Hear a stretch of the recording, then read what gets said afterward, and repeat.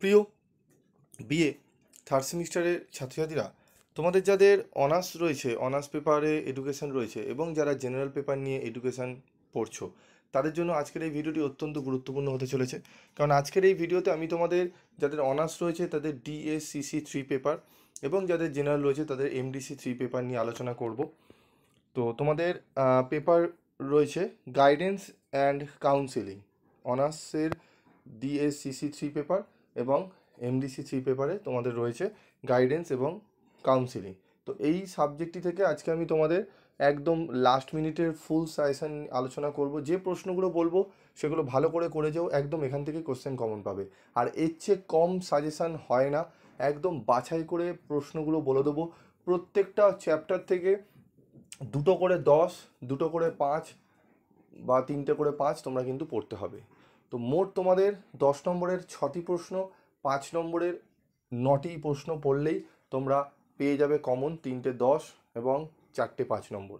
Minimum 4টে পাবে, 5টা তোমাদের করতে হয়, 5টাই পাবে, তবে মিনিমাম 4টে ধরছি, মানে 30 আর 20 50, টোটাল 6 এবং 9 15টা প্রশ্ন পড়লে 50 নম্বর অনার্সে অ্যাটেন্ড করে আসতে পারবে। এবং যদি উত্তর ঠিকঠাক থাকে তাহলে 50-এ তোমরা 40+ তোমরা কিন্তু নাম্বার তুলে নিতে পারবে। 2 মার্কসেরও কোশ্চেন অ্যান্সার নিয়ে আলোচনা করব। যদি তোমরা 2 মার্কসের কোশ্চেন অ্যান্সার চাও অবশ্যই কমেন্ট বক্সে কমেন্ট করে জানিও। তোমরা ভিডিও দেখো কিন্তু কমেন্ট করো না, লাইক করো না, কিছু জানাও না, দিয়ে বেরিয়ে চলে যাও। জানাবে, তাহলেই তোমাদের কিন্তু 2 মার্কসের কোশ্চেন অ্যান্সার নিয়ে আলোচনা করব। তো নির্দেশনা ও পরামর্শ থেকে গুরুত্বপূর্ণ 10 নম্বরের প্রশ্ন। তোমরা জানো 3টে মডিউলে তোমাদের ভাগ রয়েছে, 3টে চ্যাপ্টার রয়েছে। তো প্রথম চ্যাপ্টার থেকে যে প্রশ্নটি পড়ব অত্যন্ত গুরুত্বপূর্ণ, সেটি হচ্ছে নির্দেশনা বলতে কী বোঝো, নির্দেশনার কার্যাবলী সম্পর্কে আলোচনা করো। এই প্রশ্নটি পড়বে। What do mean by guidance, discuss the function of guidance. 2 number হচ্ছে একক বা ব্যক্তিগত নির্দেশনা কি, ইহার কার্যাবলী লেখো বা এর কার্যাবলী আলোচনা করো। এই দুটি প্রশ্ন ভালো করে পড়ে নিতে পারলে আশা করি এখান থেকেই তোমরা প্রশ্ন একটা 10 নম্বরে কমন পাবে। তবুও আরেকটা যদি প্রশ্ন পারো পড়ে যাও, সেটি হচ্ছে দলগত নির্দেশনা কি, দলগত নির্দেশনার সুবিধা ও অসুবিধাগুলি লেখো। এই 3টে প্রশ্ন ভালো করে পড়লে 10 নম্বরে 3টে প্রশ্ন যদি পড়ে যাও, এখান থেকে আবার 5 নম্বরের প্রশ্ন কিন্তু চলে আসতে পারে। ধরো বলতে পারে দলগত নির্দেশনার 5টি সুবিধা উল্লেখ করো, এরকমও দিতে পারে। ঠিক আছে, এই 3টে প্রশ্ন ভালো করে 10 নম্বরের জন্য করে যাও। ঠিক আছে, এই 3টে প্রশ্ন ভালো করে পড়বে। এবং আরেকটি তোমাদের 4 নম্বরের প্রশ্ন আমি রেখেছি, এই প্রশ্নটি যদি পারো একটু পড়ে যেতে পারলে ভালো হয়। ব্যক্তিগত নির্দেশনা কি, এর সুবিধা অসুবিধাগুলি উল্লেখ করো। দলগত আর ব্যক্তিগত নির্দেশনা ভালো করে পড়ে যাও, আর তার সাথে তোমরা পড়ো এই এই প্রশ্নটি, যে নির্দেশনা বলতে কী বোঝো, নির্দেশনা কার্যাবলী। এই 3টে প্রশ্ন ভালো করে করলেই, মানে 1 নম্বরের, 3 নম্বরের এবং 4 নম্বরের প্রশ্ন ভালো করে গেলেই আমি আশা করি এখান থেকে 10 নম্বরের প্রশ্ন কমন পেয়ে যাবে। যদি এটা জেনারেলদের জন্য 3টে প্রশ্ন, এবার অনার্সদের জন্য এই 3টে প্রশ্ন থাকছে। তার সাথে আমি আরেকটি বলবো প্রশ্ন, যেটি 5-এর দাগে রয়েছে, নির্দেশনা বলতে কী বোঝো, মাধ্যমিক বিদ্যালয়ে নির্দেশনার প্রয়োজনীয়তা আলোচনা করো। এই প্রশ্নটি একটু পড়ে যাও। ঠিক আছে, ব্যাস এখান থেকে এই 5টা প্রশ্ন রয়েছে। একটা তো একই প্রশ্ন, 4 এবং 2-এর প্রশ্নই। মোট 4টে প্রশ্ন আছে। 4টে প্রশ্ন অনার্সের জন্য, আর জেনারেলদের জন্য 1 নম্বরের, 3 নম্বরের এবং 4 নম্বরের প্রশ্ন, মানে 3টে প্রশ্ন পড়ে গেলেই 10 নম্বরে একটা প্রশ্ন কমন পেয়ে যাবে। বোঝা গেল? চলো এরপর আমরা দেখে নেবো 5 মার্কসের কোশ্চেন। 5 মার্কসের কোশ্চেন কী রয়েছে, নির্দেশনা বলতে কী বোঝো, নির্দেশনার প্রয়োজনীয়তা উল্লেখ করো। নির্দেশনা কি, নির্দেশনার বৈশিষ্ট্যগুলি উল্লেখ করো। নির্দেশনা ও পরামর্শের মধ্যে তুলনা করো বা পার্থক্য লেখো। এই 3টে প্রশ্ন। প্রথম এই 3টে প্রশ্ন পড়ে যাও, একদম এখান থেকে একটা 5 মার্কসের কোশ্চেন কমন পেতে চলেছো। ঠিক আছে, তার সাথে যদি আরেকটি প্রশ্ন পড়তে পারো খুব ভালো হয়, ব্যক্তিগত ও দলগত নির্দেশনার মধ্যে পার্থক্য লেখো।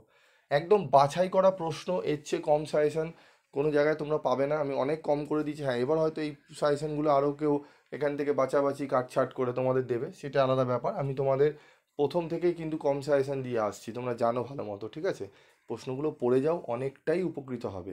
যেরকম সেকেন্ড সেমিস্টারে 100% কমন পেয়েছিলে, ফার্স্ট সেমিস্টারে 100% কমন পেয়েছিলে, থার্ড সেমিস্টারও 100% কমন পাবে, এটাও গ্যারেন্টি দিয়ে বলছি। ঠিক আছে, এই 4টে প্রশ্ন ভালো করে পড়ো। তারপর চলে আসবো আমাদের দ্বিতীয় ইউনিট 2, দ্বিতীয় চ্যাপ্টার। দ্বিতীয় চ্যাপ্টার থেকে যে প্রশ্নটি প্রথমে পড়বে 10 নম্বরের জন্য, শিক্ষামূলক নির্দেশনা কি, এই নির্দেশনার বিভিন্ন পর্যায়ে কাজ উল্লেখ করো।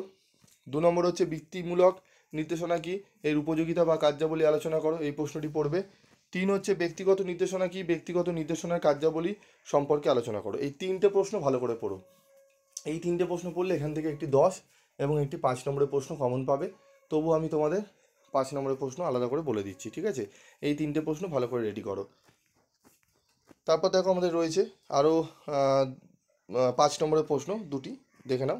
শিক্ষামূলক ও বৃত্তিমূলক নির্দেশনার পার্থক্য উল্লেখ করো। ব্যক্তিগত নির্দেশনা কি, এর সুবিধা অসুবিধাগুলি লেখো। 3 হচ্ছে শিক্ষাগত নির্দেশনা বলতে কী বোঝো, এর তথ্য বা উপাত্তগুলি লেখো। এই 3টি প্রশ্ন ভালো করে যাও, দেখবে একদম প্রশ্ন তোমরা কমন পেয়ে যাচ্ছ। ঠিক আছে, এই 3টে প্রশ্ন 5 নম্বরের জন্য পড়ে যাও। এর সাথে যদি একটা পারো প্রশ্ন এক্সট্রা বাড়াতে পারো, বৃত্তিমূলক নির্দেশনা কি, এর শিক্ষামূলক কাজগুলি উল্লেখ করো। এই 4টি প্রশ্ন পড়লেই তোমরা কিন্তু কোশ্চেন 100% কমন পেয়ে যাবে। ঠিক আছে, বোঝা গেল? প্রশ্নগুলো ভালো করে পড়ে রেডি করো। ঠিক আছে, বাকি কোনো সাজেশান তোমাদের আর দেখার প্রয়োজন পড়বে না। এই সাজেশানটিই শেষ সাজেশান, সুপার সাজেশান, টপ কোয়ালিটির সাজেশান। এই প্রশ্নগুলো পড়ে যাও, তারপর প্রশ্নপত্রের পরীক্ষা দিয়ে এসে তোমরা জানিও। খুব প্রশ্ন তোমরা প্রত্যেকে, বলছি প্রত্যেকে যদি পড়ে থাকো ভালো করে, প্রত্যেকের এসে বলবে স্যার আমাদের পরীক্ষা খুব ভালো গেছে। তারপর চলো আমরা দেখে নেব আমাদের পরবর্তী তৃতীয় অধ্যায় ইউনিট 3।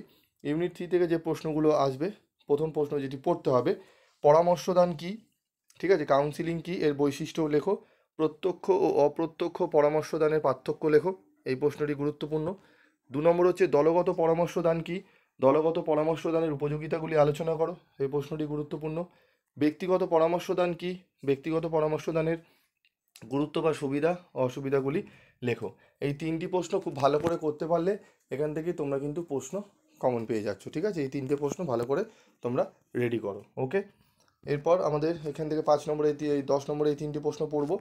এরপর আমরা চলে যাব আমাদের 5 মার্কসের কোশ্চেন। 5 মার্কসের যে প্রশ্নটি প্রথমে পড়বো, পরামর্শদানের কার্যাবলীগুলি আলোচনা করো বা উল্লেখ করো। পরামর্শদানের গুরুত্ব সম্পর্কে আলোচনা করো। কার্যাবলী, গুরুত্ব এবং পরিধি, এই 3টে প্রশ্ন পড়লেই পরামর্শ থেকে একটি প্রশ্ন তোমরা 5 মার্কসের এখান থেকে কমন পাবে।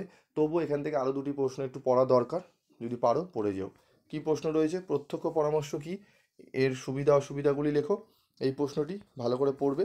এখান থেকে এই 4টে প্রশ্ন পড়লেই আমার মনে হয় এনাফ, এখান থেকে আর পড়ার প্রশ্ন কোনো এক্সট্রা দরকার নেই, এই 4টি প্রশ্ন পড়লেই হয়ে যাবে।